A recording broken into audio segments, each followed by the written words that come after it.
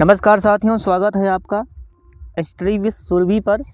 मैं हूं प्रकाश और आज हम साइंस के कुछ महत्वपूर्ण प्रश्नों को देखने वाले हैं, चर्चा करने वाले हैं, जो आगामी परीक्षा की दृष्टि से बहुत ही महत्वपूर्ण हैं। तो चलिए शुरू करते हैं, जिसमें से हमारा पहला सवाल है, पहला प्रश्न है, एंडोसल्फान एक उदाहरण है। एंडोसल्फान एक उदाहरण है, तो एंडोसल्फान किसका उदाहरण है? कवकनाशी का, जीवाणुनाशी का, या शाकनाशी का, या कीटनाशी का? तो एंडोसल्फान जो है ये कीटनाशी है और ये खेतों में इस्तेमाल किया जाता है। एंडोसल्फान जो है वो जल में अघुलनशील होता है और ये मानव स्तन कैंसर की कोशिकाओं के प्रसार में बढ़ावा कर देता है। इसलिए ये बहुत ही खतरनाक केमिकल है। और हमारा अगला सवाल है, सबसे कम गलनांक वाली क्षार धातु है। सबसे कम गलनांक वाली क्षार धातु है, कौन सी है? रूबिडियम है, या सीजियम है, या पोटेशियम है, या सोडियम है? कौन सी ऐसी धातु है जो सबसे कम गलनांक वाली क्षार धातु है? तो इसका जो सही उत्तर है वो सीजियम है। सीजियम जो है ये सही उत्तर है। हमारा जो अगला प्रश्न है, प्रकाश तरंगे किस प्रकार की तरंगे हैं, या प्रकाश तरंगे किस प्रकार की तरंगे होती हैं? पहला जो प्रश्न है, पहला जो ऑप्शन है वो है अनुप्रस्थ तरंग, दूसरा अनुदैर्घ्य है, तीसरा ए और बी दोनों है, चौथा इनमें से कोई नहीं है। तो इसका जो सही उत्तर हो जाएगा वो अनुप्रस्थ तरंगे होगा, क्योंकि प्रकाश तरंगे अनुप्रस्थ तरंगे होती हैं।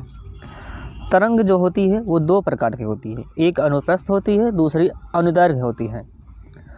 अनुप्रस्थ तरंग जो है वो कणों की गति ऊर्जा की गति के लिए समकोण पर होती है। कौन से कोण पे? समकोण पे, परपेंडिकुलर होती है। जबकि अनुदैर्घ्य तरंग जो है वो पैरेलल में होती है, कणों की गति और ऊर्जा गति की पैरेलल में होती है, दोनों। तो इसका जो सही उत्तर है वो अनुप्रस्थ तरंगे होगा। हमारा अगला प्रश्न है, निम्नलिखित कथनों में से कौन सा सही है? पौधे सूर्य के प्रकाश से प्राप्त ऊर्जा को कार्बोहाइड्रेट के रूप में संग्रहित भोजन में परिवर्तित करते हैं। दूसरा कथन है, पौधों में पर्णहरित होता है। तीसरा जो है, पादप कोशिकाओं में कोशिका भित्ति नहीं होती है। ये हमारे तीन कथन हैं।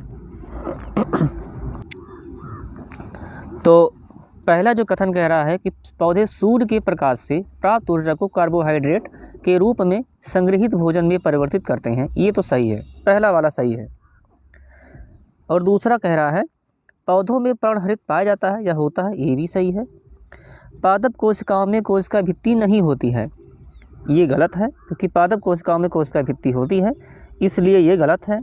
इस तरह से जो हमारा सही होगा पहला और दूसरा, तो किसमें है? केवल एक सही है, ये नहीं है, ये गलत है। ये भी गलत है, ये भी गलत है। तो सही कौन सा है? केवल एक और दो, क्योंकि तीसरा गलत है, इसलिए पहला सही है तो गलत है, क्योंकि पौधों में पर्णहरित होता है। हमारा अगला प्रश्न है, राइबोसोम जो कोशिका में पाया जाता है, कोशिका का एक अंग है, वो निम्नलिखित में से किसके कार्यस्थल के लिए है? तो पहला ऑप्शन प्रोटीन संश्लेषण के लिए, या प्रकाश संश्लेषण के लिए, या वसा के लिए, या श्वसन के लिए। तो इसका जो सही उत्तर हो जाएगा वो प्रोटीन के संश्लेषण के लिए होगा, क्योंकि राइबोसोम जो है प्रोटीन का संश्लेषण करता है। और जो राइबोसोम होते हैं वो दो प्रकार के होते हैं, एक 80S, दूसरा 70S। 80S है यूकैरियोटिक कोशिका द्रव्य में होता है, और 70S प्रोकैरियोटिक राइबोसोम होता है, यानी एक यूकैरियोटिक राइबोसोम होता है जिसे हम 80S कहते हैं, और एक कोशिका द्रव्य में होता है। और जो दूसरा है प्रोकैरियोटिक राइबोसोम, वो 70S होता है, और इसमें जो है ये कोशिका द्रव्य में तो होते हैं, लेकिन साथ ही साथ ये प्रोकैरियोटिक कोशिका की झिल्ली से जुड़े भी होते हैं। हमारा अगला प्रश्न है, चलती बस में एक यात्री को आगे धक्का लगता है। चलती बस में एक यात्री को आगे धक्का लगता है जब बस अचानक रुक जाती है। यह किसके द्वारा समझाया गया है? ये किसके द्वारा समझाया गया है कि जब चलती बस में यात्री को आगे धक्का लगता है तो बस अचानक, ऐसा कब होता है? जब बस रुक जाती है। जैसे जब बस आगे चल रही हो अचानक रुक गई तो आदमी कोई खड़ा है तो वो आगे की तरफ, पीछे की तरफ झुक जाएगा। ये नियम किसने दिया था? तो ये न्यूटन का पहला नियम है। किसका नियम है? न्यूटन का पहला नियम है।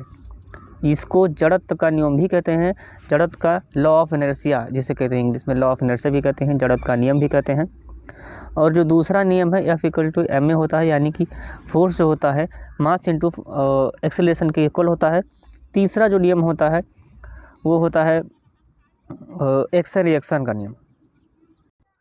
तो हमारा अगला प्रश्न है, कौन सा जीव त्वचा से सांस लेता है? कौन सा जीव त्वचा से सांस लेता है, ये हमारा प्रश्न है। सांप हो गया, या केंचुआ होगा, या बंदर होगा, या मनुष्य होगा।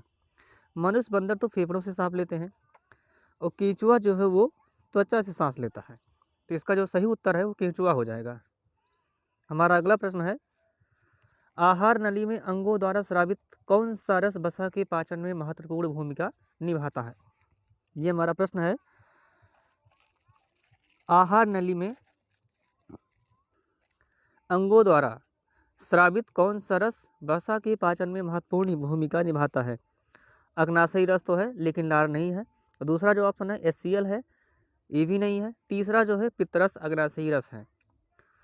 तो वसा को जो पाचन करता है, वसा को जो पचाता है, वो पित्तरस और अग्नाशयी रस है।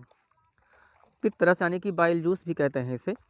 और पित्तरस में कोई एंजाइम नहीं होता है, याद रखना है कि पित्तरस में कोई एंजाइम नहीं होता है, और ये वसा के अणुओं को तोड़ता है। और पित्तरस जो है वो भोजन को क्षारीय बनाता है, जिसे हम कायम भी कहते हैं। कब कहते हैं? जब ये आमाशय में होता है। आमाशय में जब भोजन होता है तो उसे हम कायम कहते हैं। अग्नाशयी रस जो है इसमें एमाइलेज, ट्रिप्सिन, लाइपेज, एमाइलेज और अग्नाशयी लाइपेज जैसे एंजाइम पाए जाते हैं। तो वसा को कौन पाचन करता है? पित्तरस और अग्नाशयी रस।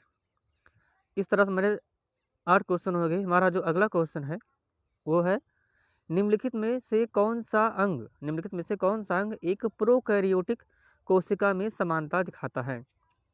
केवल माइटोकॉन्ड्रिया में, या केवल क्लोरोप्लास्ट में है, या दोनों में, या इनमें से कोई नहीं? तो इसका जो सही उत्तर है वो हो जाएगा क्लोरोप्लास्ट और माइटोकॉन्ड्रिया दोनों में प्रोकैरियोटिक कोशिका में समानता दिखाता है। हमारा अगला प्रश्न है, निम्नलिखित में से किस जलीय जंतु में गलफड़े नहीं होते हैं?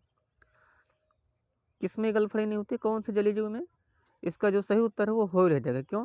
क्योंकि क्लाउन फिश में भी गलफड़े होते हैं, स्क्विड में भी होते हैं, और ऑक्टोपस में भी गलफड़े होते हैं, लेकिन व्हेल में नहीं होते हैं। और व्हेल एक स्तनधारी मछली है, ये मछली में नहीं आता, ये स्तनधारी में आता है। हमारा जो अगला प्रश्न है वो है, निम्नलिखित में से कौन सा एक आवश्यक अमीनो अम्ल है? एस्पार्टिक अम्ल है, या लाइसिन है, या ग्लूटामिक अम्ल है, या टायरोसिन अम्ल है? तो इसका जो सही उत्तर है वो लाइसिन हो जाएगा। कौन सा हो जाएगा? लाइसिन। लाइसिन इसका सही उत्तर हो जाएगा। आवश्यक अमीनो अम्ल में लाइसिन सही हो जाएगा, क्योंकि स्वस्थ शरीर को 20 अमीनो अम्ल की आवश्यकता होती है, जिसमें से 10 तो ऐसे हैं जो आवश्यक हैं, 10 जरूरी नहीं है, उतने जरूरी नहीं है, क्योंकि वो शरीर में है और ये बाहर से मिलते हैं 10। तो जो 10 अमीनो अम्ल हैं आवश्यक वाले, उसमें वेलाइन है, लाइसिन है, ल्यूसीन है, इलोस्यूसिन है, फेनिल एनालिन है, मेथियोनिन है, ट्रिप्टोफैन है, थ्रेओनिन है, ऑर्जिनिन है, और आखिरी 10वां है वह हिस्टिडीन है। इस तरह से 10 आवश्यक अमीनो अम्ल होते हैं जो बहुत ज़रूरी होते हैं शरीर के लिए। इस तरह से हमारे प्रश्नों की संख्या समाप्त हुई। आज का हमारा सेशन कैसा लगा ज़रूर कमेंट बॉक्स में लिखिएगा। धन्यवाद।